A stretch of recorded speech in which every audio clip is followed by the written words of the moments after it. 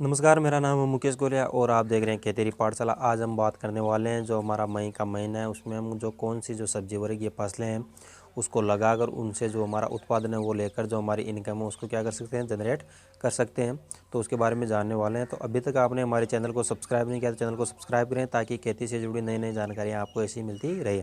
देखिए, जो हमारा मई का महीना वो एक इस तरह का महीना है, यानी ऐसा महीना है, मई, जून और जुलाई, ये 3 महीने ऐसे हैं जहाँ पर हमारे जो किसान भाई है उसको किसी भी प्रकार की जो फसल है वो नहीं होती है, किसी भी प्रकार की जो फसल की हार्वेस्टिंग है वो नहीं होती है। यानी जो हमारे खेत है वो क्या होते हैं, खाली पड़े हुए होते हैं। तो इन महीनों में, यानी जो मई का महीना है या जून का महीना है, इन महीनों में हम जो सब्जियां हैं वो लगाकर जो उनसे जो हमारा उत्पादन लेकर जो हमारी इनकम है या कहें जो हमारी आय है उसको क्या कर सकते हैं, बढ़ा सकते हैं। तो जो मई का महीना है उसमें जो हम सब्जियां लगाने वाले हैं उसके बजाय, यानी जो जून या जुलाई में जब हम सब्जियां लगाएंगे उसके बजाय अगर हम मई महीने में अगेती सब्जियां लगाते हैं तो जब उसकी जो हार्वेस्टिंग जिस समय बाज़ार में महीना 1.5 महीने के बाद में या 2 महीने के बाद में जब वो बाज़ार में जाएगी तो उसकी जो रेट है वो हमें बहुत ही अच्छी खासी देखने को मिलेगी। तो उस प्रकार जो हमारा जो मई का महीना है उसमें जो हम सब्जियाँ लगाने वाले हैं तो उसकी जो रेट है वो बहुत ही अच्छी खासी मिलने वाली है हमको। तो हम मई के महीने में देखिए, अगर बात करें तो जो हमारे गोभी की फसल है उसको ले सकते हैं, क्योंकि जून और जुलाई में हम जो हमारी गोभी लगाएंगे और जो मई में हम गोभी लगाएंगे तो मई में लगाई हुई गोभी है उसकी जो रेट है वो हमें बहुत ही ज़्यादा देखने को उस समय बाज़ार के भाव में मिलेगी। तो हम जो है गोभी के लगा सकते हैं। फिर अगर अगली फसल की बात करें तो हम मई के महीने में टिंडी की जो फसल है वो लगा सकते हैं। जो टिंडी सी होती है उसकी भी फसल लगा सकते हैं, क्योंकि गर्मियों में ज़्यादा जो कहें खपत है वो क्या होती है, टिंड सी की होती है। टिंड सी की हमें देखने को मिलती है तो हम वो टिंड सी लगा सकते हैं। फिर अगर अगली फसल की हम बात करते हैं तो जो हमारी भिंडी यानी ओकरा की लेडी फिंगर है उसकी क्या कर सकते हैं, सब्जी लगा सकते हैं। क्योंकि जो इस समय मई के महीने में जो लगाई हुई भिंडी है, यानी जो पहले हमने भिंडी लगाई थी पिछले महीनों में, कहीं फरवरी या कहीं मार्च या अप्रैल, उसकी जो हार्वेस्टिंग है वो भी चल रही है। लेकिन मई के महीने में जब हमारी भिंडी लगाएंगे तो उसकी हार्वेस्टिंग जब चलेगी तो उसकी जो बाज़ार के रेट है वो हमें अच्छे खासे देखने को मिलेंगे।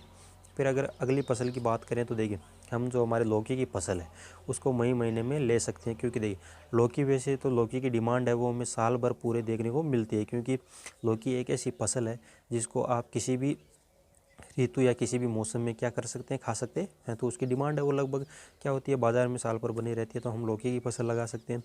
फिर जो है हम अगली फसल है वो करेले की लगा सकते हैं, क्योंकि करेले भी एक ऐसी फसल है जिसकी डिमांड या कहें जिसके बाज़ार के जो भाव है वो क्या होते हैं, हमें एक समान देखने को मिलते हैं, यानी ज़्यादा अप या डाउन नहीं होते और अच्छे रेट होते हैं।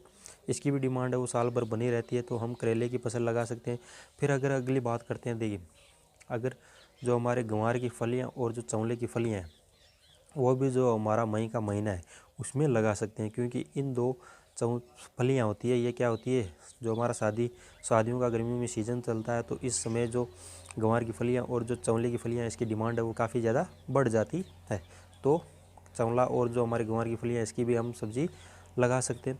फिर अगर अगली सब्ज़ी की बात करें जो कम इन्वेस्ट में या हमें कहें कि कम रोग वाली अगर फसल की बात करें तो वो हम लगा सकते हैं मूली की। देखिए, मूली, रेडिश, यानी मूली एक ऐसी सब्ज़ी है जिसमें जो हमारा खर्च है वो बहुत ही ज़्यादा क्या होता है, कम होता है और ज़्यादा हमें उसमें रोग भी देखने को नहीं मिलते हैं। तो हम जो रेडिश यानी मूली है उसकी भी सब्ज़ी है वो मई महीने में लगा सकते हैं। क्योंकि जो हमारी जुलाई अगस्त में जो हम मूली लगाते हैं उस समय जो हमारी मई में लगाई हुई जो हमारी मूली है वो उस समय चलेगी, तो उस समय में जो बाज़ार के भाव वो बहुत ही अच्छे देखने को मिलते हैं, तो अच्छी खासी रेट मिलेंगे। साथ ही में हम अगर जर्मिनेशन की बात करें, अगर जर्मिनेशन कर सकें तो हमें धनिया या पालक की भी मई महीने में वो जो बिजाई है वो कर देनी है। साथ ही में अगर हम बात करें तो इस समय अगर आपको कहीं पर नर्सरी मिल जाए मिर्च या बैंगन की, मिर्च और बैंगन है, हरी मिर्च या शिमला मिर्च कह सकते हैं, या जो हमारा बैंगन है, ब्रिंजल है, इस समय अगर हमको नर्सरी कहीं पर मिल जाती है तो आप इस समय क्या कर सकते हैं, उसको लगा सकते हैं। मई के महीने में जो हमारा बैंगन है और जो मिर्च है जब इसकी हार्वेस्टिंग चलेगी तो उसकी भी हमें जो रेट है वो अच्छी मिलेंगी। जो इस प्रकार क्या है, जो हम हमारा मई का महीना है इसमें क्या कर सकते हैं, सब्जियां लगाकर जो उसका उत्पादन ले सकते हैं। और इस समय क्या बात करें, अगर जो हमें ज़मीन, जो हमारा खेत है वो तैयार करना है, उसमें गहरी जुताई कर कर उसमें फर्टिलाइज़र डालना है, जो हमारा गोबर का खाद, ऑर्गेनिक खाद आता है वो डालना है। साथ ही में कई प्रकार के माइक्रो न्यूट्रेंट्स आते हैं या कार्बोफुरान आता है वो डालना है। साथ ही में सल्फर डालनी है। अगर बात करते हैं तो उसमें जो हुमिक एसिड या फिर कहें जो हमारा माइकोराजा है वो हमें डालकर जो हमारा खेत है उसमें रोटावेटर कटवा कर अच्छे से तैयार कर कर फिर हमारी इन फसलों या इन सब्जियों की जो बुआई है वो हमें करनी है, जिनसे जो इसका उत्पादन है या इनकी जो ग्रोथ है या इसमें जो रोग प्रतिरोधक की जो क्षमता है वो बहुत हद तक क्या आती है, बढ़ जाती है। तो इस प्रकार जो हमें मई का महीना है उसमें हम अपनी सब्जियों को लगाना है, जिससे जो हमारा उत्पादन है वो हमें लेकर जो हमारी जो इनकम है उसको क्या करना है, जनरेट करना है। तो इन सब्जियों को हम क्या कर सकते हैं, मई के महीने में क्या कर सकते हैं, लगा सकते हैं। अब मिलते हैं एक अगली जानकारी में, तब तक के लिए जय जवान जय किसान।